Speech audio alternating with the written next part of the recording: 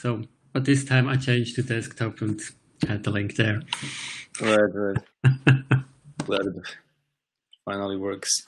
Is it possible to make it a bit louder on your side? Is there something you can adjust? Or to speak louder? What means the microphone now? Okay. And now loudspeaker is full. Maybe when I use a headphone. No. Oh no, it's okay. I think we can. Let's try like that. Okay. Well, I do my best to speak loud enough. Yeah, please do. Some mezzo forte. Well, it's interesting. I didn't find too much information about you, so it's a good thing that I can hear you. That I can hear it firsthand from you. Yeah, I know. I still don't have a website. And don't worry. Yeah. Yeah, there are a lot of guys that if you want to find them, you will find them, but they are not in the World Wide Web too much. Yeah.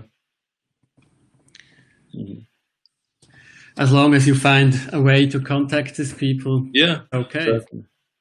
Yeah, Facebook is a great help because you see names and you see photos and. Yeah, that's true. Can help. So, what's your story?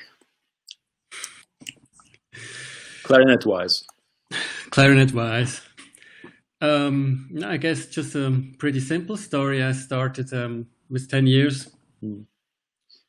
As usual here in the local music school. Where are you located? Living? I live in Luzern. I was growing up around Zug, but it's actually the same region, just like 30 or 35 kilometers away. Yeah, I started there. We had exercise books. I guess the day was classical orientation with exams and rehearsal stuff, very technical stuff. Everybody hated it, but so you learn the technique of the instruments.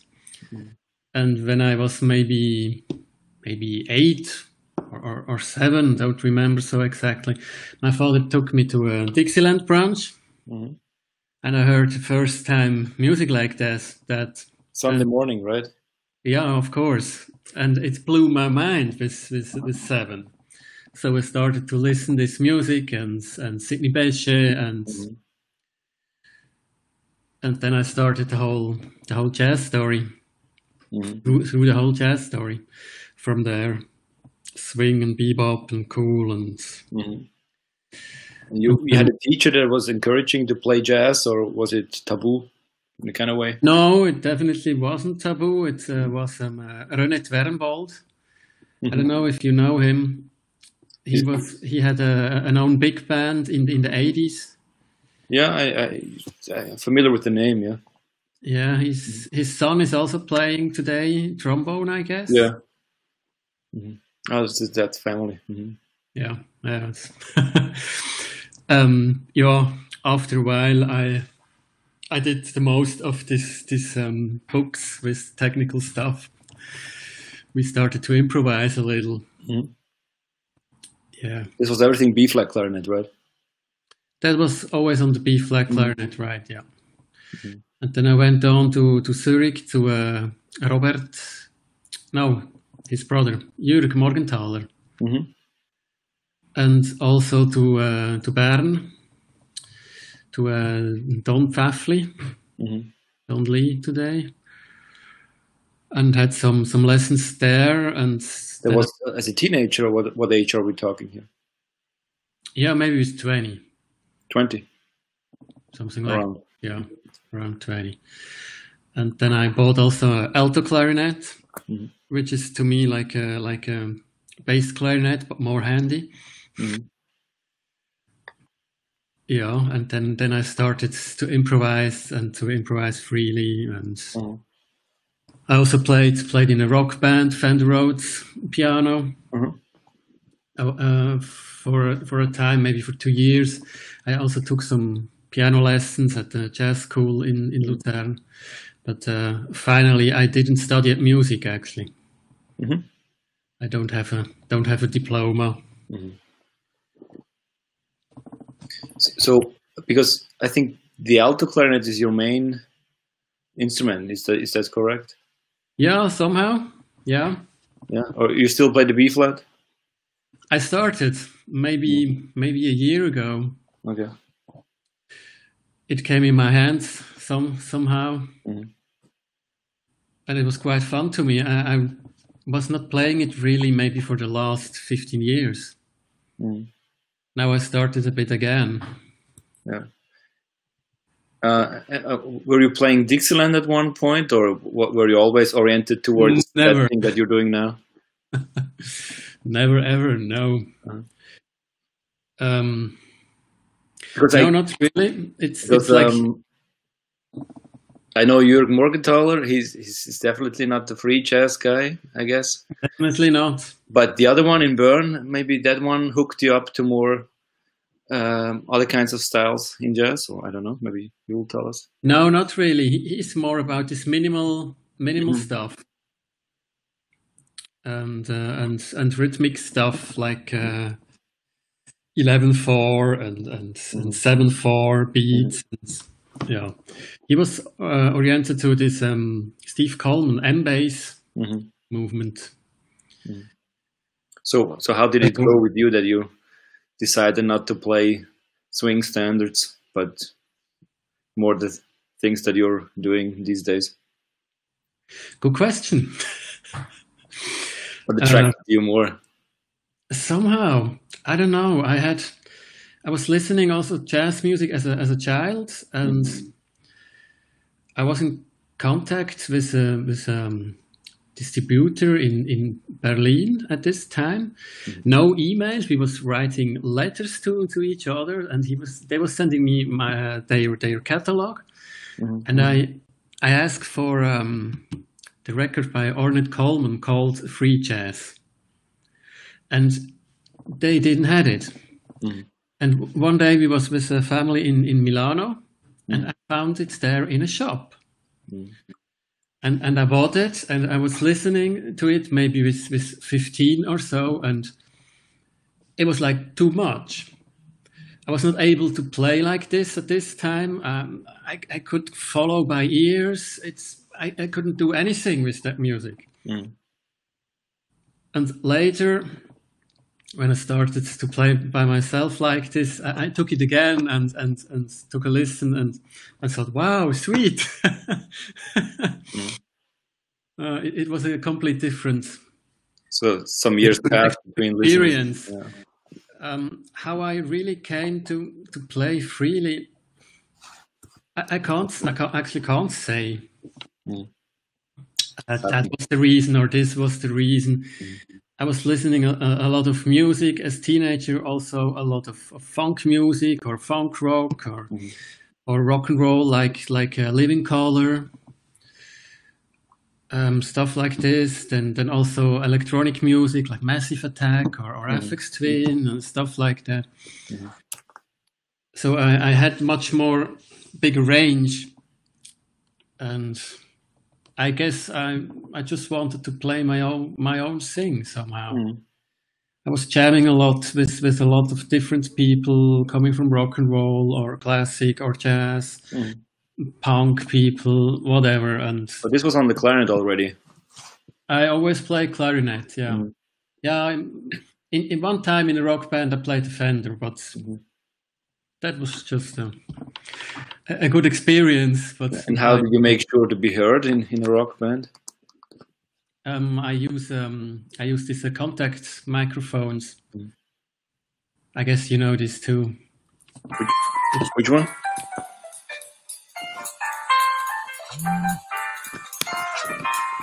You put the microphone here. Just a second.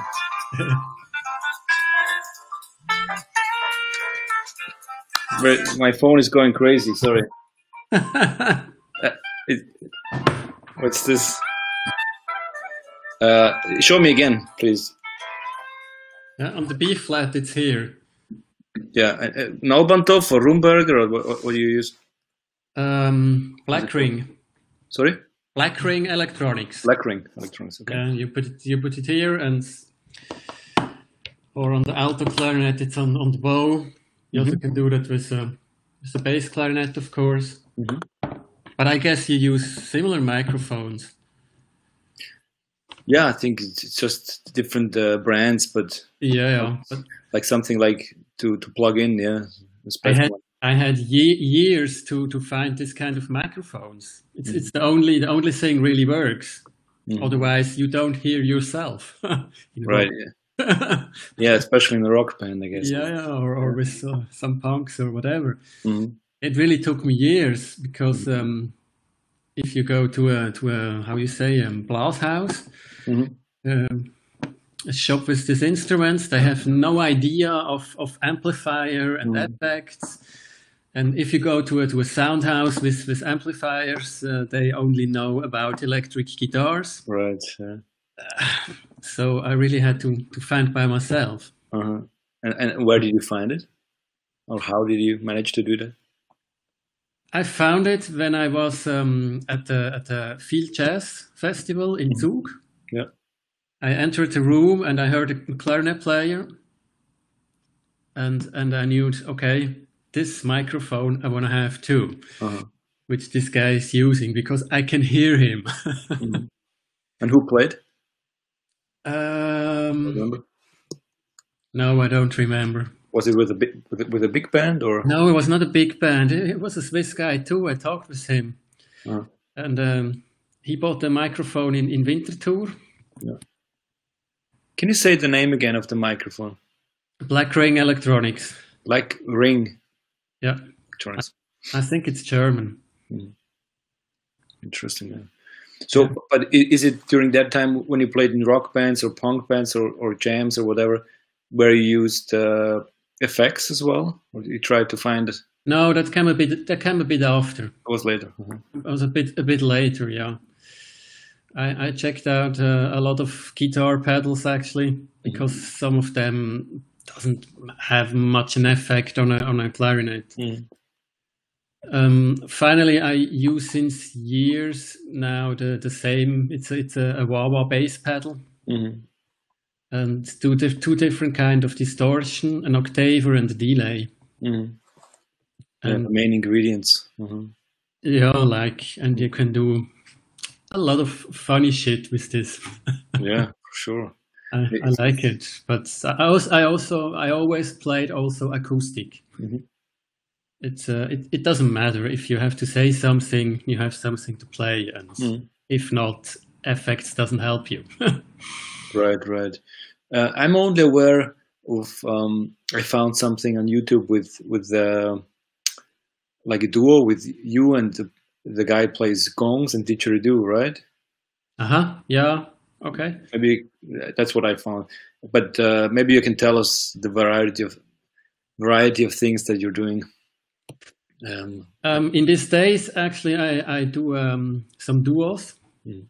I do a series of duos. Once I did a duo with this guy from Bern with didgeridoos and gongs.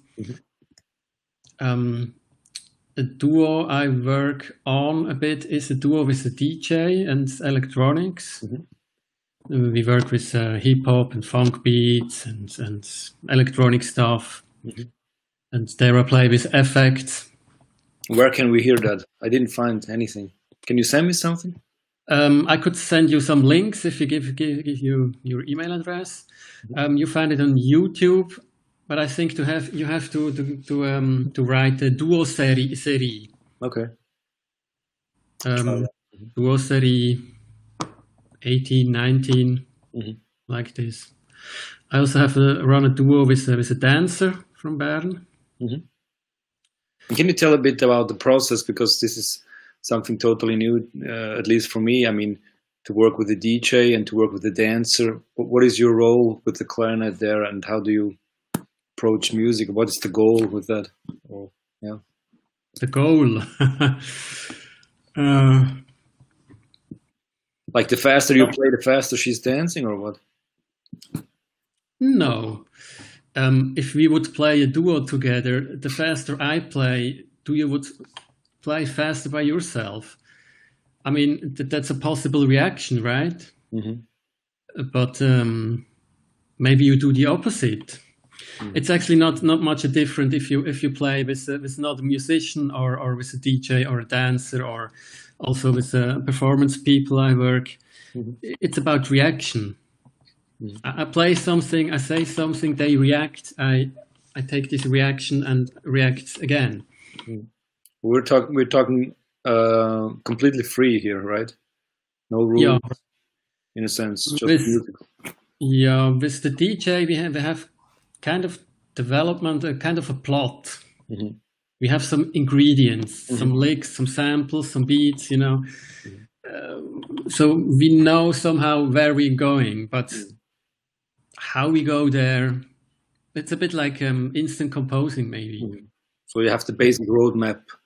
But so we have a kind of a basic roadmap in this case, but with the dancer or with performance or other musicians, I usually don't have anything like this. And what's attractive for you in that kind of music? Is it? I mean, the values are different in different styles of jazz. I mean, if you play bebop, it's about playing fast lines, show how you know the chords. If you play other kinds of music, you have different values. So what is it when you play, for example, with the dancer or with the guy with the gong and the didgeridoo? Is it just to be in the moment and be ready to make the right sound at the right time? Or is it just something you don't think you just be involved with? For me, it's just simply to create music. I think at the end, it doesn't really matter on which way you do that. There are people that can play 100 times the same simple song, and it's every time you listen to them, it's great. You really listen. They catch you. They do a moment, and it have intensity. I guess it's not my quality. I thought my quality is more there where it's free and you have to invent every second you play because you don't have a plan. Yeah, I think it's just the best, the point where I can do my best. And then it's just about to create music, a musical flow of ideas and development in a dialogue with somebody. And is there usually, this is usually how long? Is there a flow that you notice that usually takes you 40 minutes to develop something with someone? Is there something like that? No. It's a bit different with the DJ, for example. It's maybe about 5 or 10 minutes. You play a bow or phrases like that, and then you go into something else. This is the answer. It can be 15 minutes. It can change after 30 seconds. Everything is possible. So this would be one song. If it will be only 5 minutes, it would be just one composition or one jam, and then you would go into something new, right? Like after a tune. Yeah, for example, For example. In those collaboration, you were looking for that kind of exotic things, or how did they happen? These different collaborations. Yeah, with DJ or singer or dancer. Or it's not really exotic to me, actually. I mean, I just wanted to check it, and I do that now maybe for 20 years, and I did it a lot with different musicians, different instruments, different background of the musicians, from freestyle rap, people who studied classic music, whatever. And So the next way to extend the possibilities, I guess, was to go to other medias like performance or dancing. Yeah. That would be interesting if you could send me some examples of that where I can. Yeah, I send you some links. I think I don't have your email address. Well, you have it because I mailed you. So. Right. But I mean, we're not in a hurry. But it would be nice to hear your projects more, because I couldn't find that much, because I don't know why. But yeah, for example, with a DJ or with a dancer, and would be nice. Do a website and put the links on. Yeah, why not? Yeah. Yeah, there must also be a nice movie from Basel, where we played with a collective, with some people from Vienna, and with performance. The photographer was not there too. That was funny too. On this tour, we had also 2 performance people and a photographer. And the photographer was on stage with us too. We was 6 musicians improvising and 2 performance people, and he was doing very close-up photographs on stage, and was printing these photographs right on stage, and flipped it with a little van to the audience. That was a pretty funny idea. I'm not sure if you can hear me.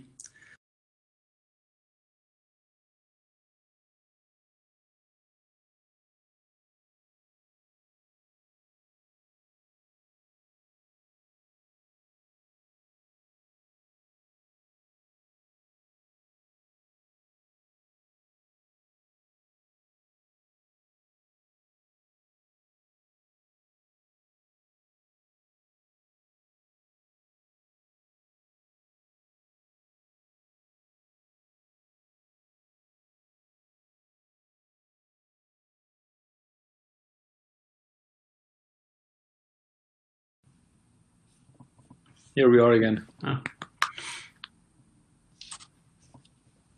Can you repeat? Yeah, you're here again? It's vacation, I'm sorry. I can't hear you. Yes, can you see me and hear me?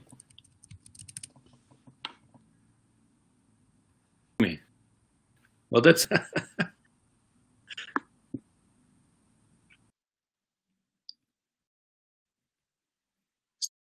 Still? I will kick you out and you will come in again, okay? Okay.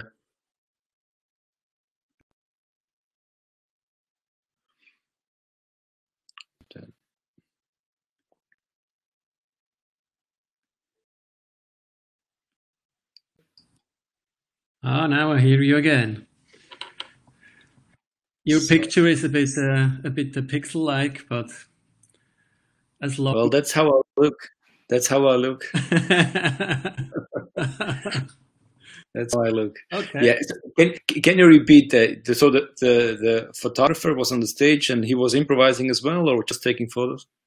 He took photos, very close-up photos, and was printing them right on stage and flipping them with a little van to the audience. So the audience could take from the floor some photographs from the moment.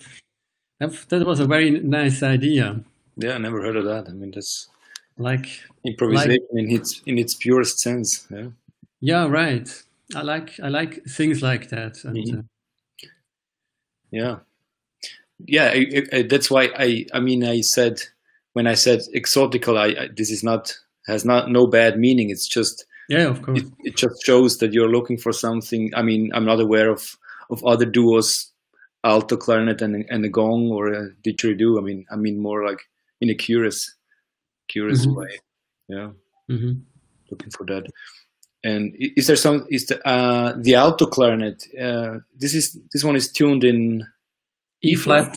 Yeah, E flat, like a alto saxophone. Oh. Mm-hmm. Yep. Yeah. So That's why you. That's why the B flat clarinet was resting a bit. But on the other hand, you're not transposing things from a lead sheet. Normally not. No, you're right. Yeah. That makes sense. Yeah. Yeah. Sometimes I write some stuff for myself, and yeah, and then I always do it in B flat and E flat and in D, and it's a horrible math for me. But and the alto clarinet, yeah, the alto clarinet, the sound grabbed you and you liked it more, or is it just a hybrid between a small clarinet and a bigger one? What was attractive for you that this is kind of your main voice? It was for me somehow a bit how you say, a bit more material, more air. It's like a bigger pipe, a bit more power in the sound, but in the same time, it's how I said, it's still much more handy than a bass clarinet around your neck. So I really started to really like it, and yeah, with years, it's became my main instrument. Yeah. Yeah, that's beautiful. Can you tell a bit about what you came across when experimenting with effects that most of the times are made for electric guitar or for bass, electric bass? Is it trial and error that you plug in, play, have fun, or you think this is probably going to work? Or yeah, somehow I had borrowed from a guitar player who ran a professional studio. I borrowed a case with his pedals, and I checked a lot of different pedals. So it's actually simple. You realize quick that a blues driver doesn't help very much. You need a really heavy distortion if you want to have a really different sound. So it doesn't took me so long actually to figure out some effects I liked, and it was working. Of course, you could go much more deeper in this effect story. It's endless. Yeah. I know bass players, they have half a room at home full with pedals. But you know, a phase shifter is somehow similar, like a wah-wah, and at the end I play clarinet and not an electric guitar. Right. So I'm not a synthesizer. It's just fun for me to modulate this sound a bit more in an electronic world. Yeah. Especially when I play then with some keyboards or mini Moog synthesizer players or DJs. You can somehow connect in a way from the sound, from the aesthetic of the sound with this electronic world. Yeah. Yeah. Also, I would love to hear if you can send me a link of that things, whatever it is, a CD or jam or concert. Would love to hear you play. Do you have something with rappers that we can hear, or synthesize? I mean, just in a context that the clarinet is usually not as prominent as other instruments.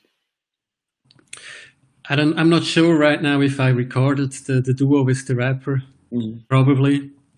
Also, it was also in this duo series. This takes place. This takes place in a location that you're. Yeah. Yeah, I will do it here in Luzern and in Zug. So we can do the same duo two times. What is it called? The place where can I find you guys? In Luzern, it's the Frontistery. What's the name? The Frontistery. And in Zug, it's actually in Bar. It's a art gallery. Billing Bild. Okay. Yep. And you prepare the program for those two gigs that you played the same formation, same lineup. You play a duo there, and then you go to the other place. Yeah, right. That's great. Yeah. And maybe something else I'm curious about. like I said before, when a guy is interested in playing swing or bebop, he's busy with improvising through the changes, finding ways of whatever he's trying to do there. In that kind of music that you are involved with, how is there something you can do at home, creatively, just to develop ideas, or you just wait until the gig and then you will see what happens? No, I play at home, of course, too. I mean, if you don't have a lead sheet, it doesn't mean you have nothing to rehearse. That's why I'm asking, what are you doing for that? Playing, improvising, looking for ideas, training. I try to train this moment. I guess you know this kind of moments too, when you're so focused on what you're doing, what you're playing, the notes, the sounds, and it gets like a microcosmos, and a kind of a curiosity comes up to me then in a moment like that, and it's a bit like a little child which is discovering this toy blocks, making towers and stuff, you know, and then it just flows. These are the very lucky moments. I'm not sure if you can train these moments, because sometimes you stand there, you play a gig, and it was just hard work. The muse wasn't there, just you. Yeah. I guess everybody knows that. So I try to provoke that every time I can, if I play at home or live. However, and of course you need to stay fit on the horn, right? But you play long notes, or you play an interval, or you play a sound, or a squeak, or what's going on when you take the instrument? You're playing classical music, or no, I don't. One of those books you mentioned in the beginning. Sorry? One of those technical books you mentioned in the beginning, maybe? I don't have them anymore. No, I just start. I just start. Sometimes I start with an idea I would like to follow or develop, or I just start with just a sound. Or also with something experimental, making just kind of noises on the horn without mouthpiece, or playing the mouthpiece backwards, or stuff like this. And with effects also, you're practicing with the effect pedals? Sometimes too, yeah. Yeah. Is there something that you can rehearse also, or is it just to have a different sound coming out that inspires you? It's a different sound. It inspires you in a different way. It's another aesthetic of sound. It needs somehow to handle it different, because it's another sound. Has another effect. And so do you notice how it changes your playing? You're improvising. Sorry? Do you notice how it changes you, the sound from the effect in what you play? Like, you notice that you usually play something else than when it goes through an effect? Not necessarily. Could be, but it's not necessary, no. But yeah, it can be, of course. Of course, you can play a bit like a bass, for example, with an octave or something. You can do kind of noises which sounds interesting. Then if you would do it without effect, it maybe would not interest you. Yeah, sure. Yeah. And these days, are you playing, or are the things happening that you usually do, or? Yeah, I start on Saturday with a little gig in Biel.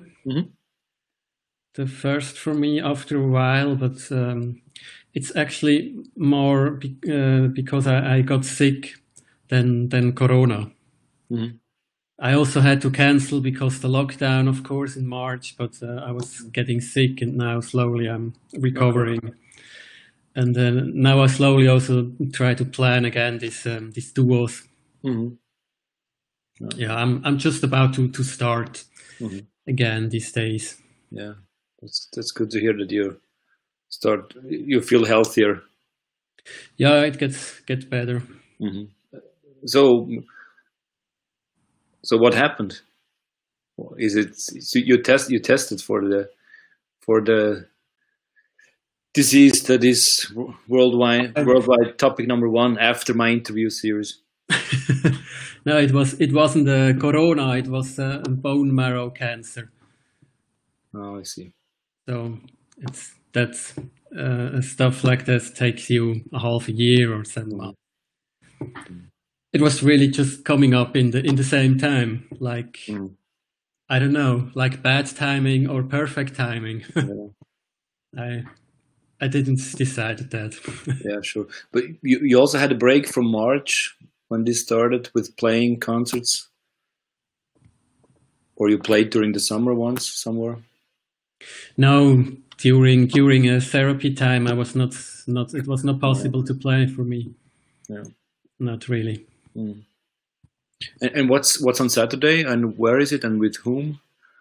It's in Biel at the Literaturcafé, a small place in the old town of Biel. And we play in a trio with the Wow Trio. That is Christian Bucher on drums and Stephen Todd on guitar. He came basically over from Michigan, but he lives here in Switzerland now. Yeah, we run this trio actually since maybe 8 years. In the beginning, we played every month a gig in a bar, in a simple bar here in Luzern. And this bar wasn't everything else than a place for improvised music. We was so strange, guys, to the people there. They was not coming for our concert. They was just hanging in their bar, you know. We went to them and tried to educate them somehow. It was really funny sometimes. So in this situation, we tried to improvise somehow a bit more beat-like or more like usual music and not very experimental. But it was free improvised anyway. So May was somehow in between.